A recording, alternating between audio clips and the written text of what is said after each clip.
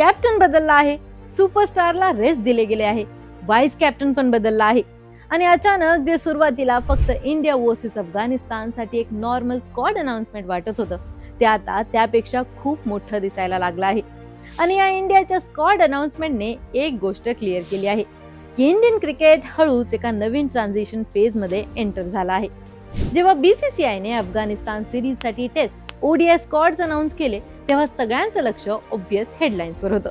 Jasprit Bumrah rested, KL Rahul vice captain, Rohit Sharma आणि Virat Kohli ODI मध्ये परत आणि शुभमन गिल टेस्ट कॅप्टन म्हणून कंटिन्यू करणार.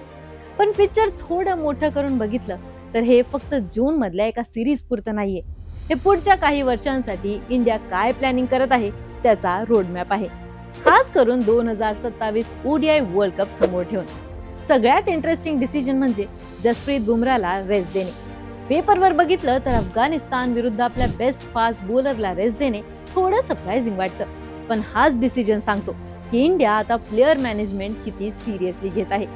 बुमराह फक्त एक बॉलर राहिलेला नाहीये, तो आता एक ऍसेट झाला आहे ज्याला प्रोटेक्ट करायचा आहे.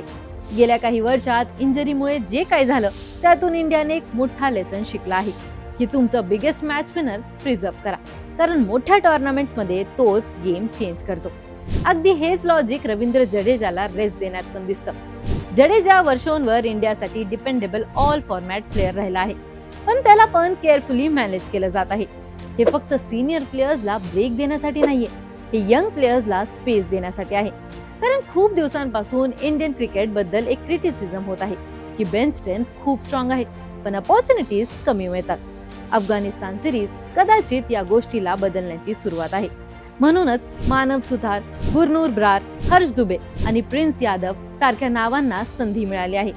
काही क्रिकेट फॅनसाठी ही नावं नवीन असू शकतात, पण डोमेस्टिक क्रिकेट फॉलो करणाऱ्यांसाठी हे सिलेक्शन सरप्राईज नाहीये.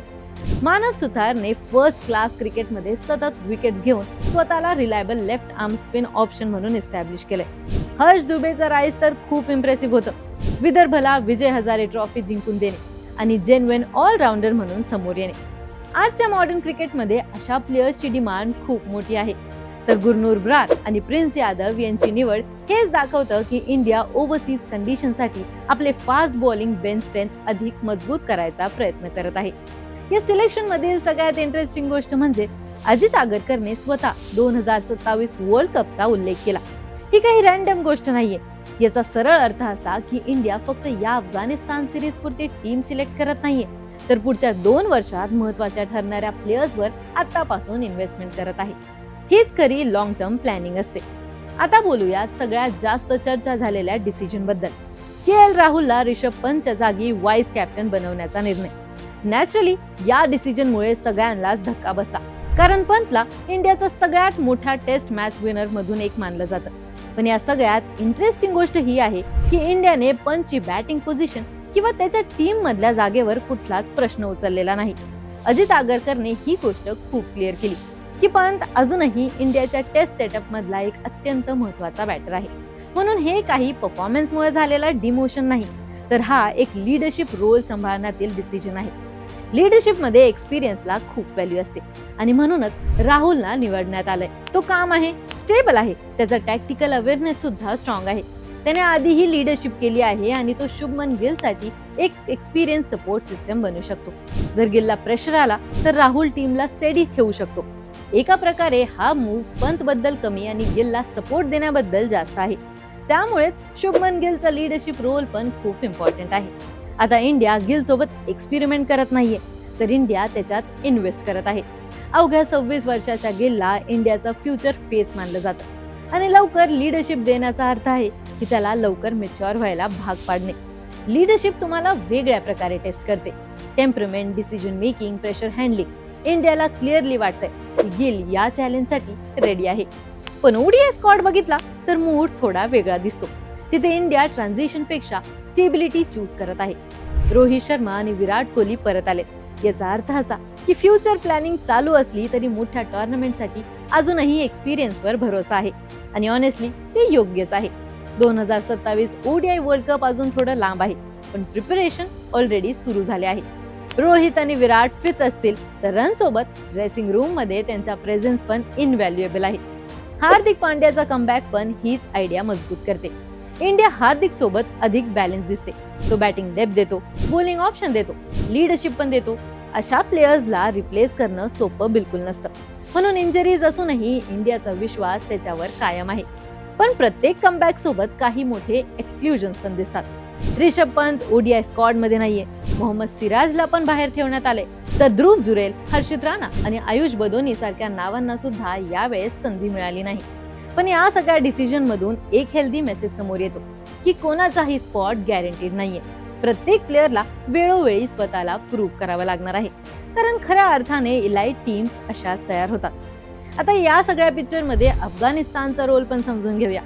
बऱ्याच फॅन्सला ही सिरीज वन साइडेड वाटू शकते, पण तसं समजून चालणार नाही. कारण आजचा अफगाणिस्तान हा 2018 मधला अफगाणिस्तान राहिलेला नाही. गेल्या काही वर्षात त्यांची टीम खूप मॅच्युअर झाली आहे. प्लेयर्स मध्ये एक्सपिरियन्स आला आहे आणि सगळ्यात महत्त्वाचं म्हणजे आता त्यांच्यात मोठ्या टीम्सला चॅलेंज देण्याचा कॉन्फिडन्स आहे. इंडियासाठी हेच या सिरीजला इंटरेस्टिंग बनवतं. कारण समोर असा अपोनेंट आहे जो कमी लेखण्यासारखा नाही. ट्रान्झिशन मधल्या टीमसाठी हा एक आयडियल टेस्टिंग प्लॅटफॉर्म म्हणावा लागेल. म्हणूनच हा स्क्वॉड अनाउन्समेंट इतका महत्त्वाचा वाटतो. ही फक्त चंदीगड मधील एक टेस्ट किंवा धर्मशाला, लखनौ आणि चेन्नई मधल्या 3 ओडीआय पुरतं मर्यादित नाहीये. खरं तर इंडियन क्रिकेट पुढच्या काही वर्षात कुठल्या डिरेक्शनने जाणार आहे त्याचा एक क्लिअर मेसेज आहे. सिलेक्टर्स एकाच वेळी 2 मोठे चॅलेंजेस हँडल करताना दिसतात. एक म्हणजे प्रेझेंट मध्ये रिझल्ट मिळवायचा आणि दुसरं म्हणजे फ्युचर साठी स्ट्रॉंग टीम बिल्ड करायची. ट्रान्झिशन कधी सोपं नसतं. क्रिटिसिझम होणार, फॅन्स मध्ये इम्पेशन्स येणार, यंग प्लेयर्स कधी चुका करतील तर सिनियर्सला एक दिवस मागे सरकावंच लागणार. पण खऱ्या ग्रेट टीम्स या प्रोसेस पासून पळत नाहीत. उलट त्या याच डिस्कम्फर्ट एक्सेप्ट करतात. कारण त्यांना माहिती असतं की जर ट्रान्झिशन तुम्ही स्वतः प्लॅन केला नाही तर एक दिवस ती परिस्थिती तुमच्यावर फोर्स होणारच. इंडियाला हेच होऊ द्यायचं नाहीये. म्हणूनच क्रायसिस येण्याची वाट बघण्यापेक्षा इंडिया आजपासूनच तयारीला लागली आहे. बुमराला केअरफुली प्रोटेक्ट केलं जात आहे. जडेजाचा वर्कलोड मॅनेज केला जातोय. गिल मध्ये फ्युचर लीडर म्हणून इन्व्हेस्टमेंट होत आहे. राहुलवर लीडरशिपसाठी विश्वास दाखवला जातोय. डोमेस्टिक परफॉर्मन्सला रिवॉर्ड केलं जात आहे आणि रोहित, विराट सारख्या लेजंड्सला पण अजूनही योग्य ठिकाणी आणि योग्य भूमिकेत वापरलं जात आहे. हे कुठलंच कन्फ्युजन नाहीये. ही क्लिअर प्लॅनिंग आहे. आणि जर ही स्ट्रॅटेजी सक्सेसफुल झाली तर इंडिया पुढच्या वर्ल्ड कप सायकल मध्ये फक्त एक स्ट्रॉंग प्लेइंग 11 सोबत नाही तर genuine depth, clear role clarity आणि मल्टिपल मॅच विनिंग ऑप्शन सोबत एंटर होईल.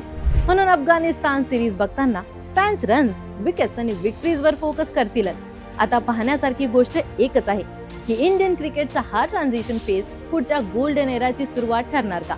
तुमचे थॉट्स आम्हाला कमेंट्स मध्ये नक्की कळवा आणि अशाच क्रीडा विषयक ट्रेंडिंग अपडेटसाठी AGC स्पोर्ट्सला सबस्क्राईब करायला विसरू नका.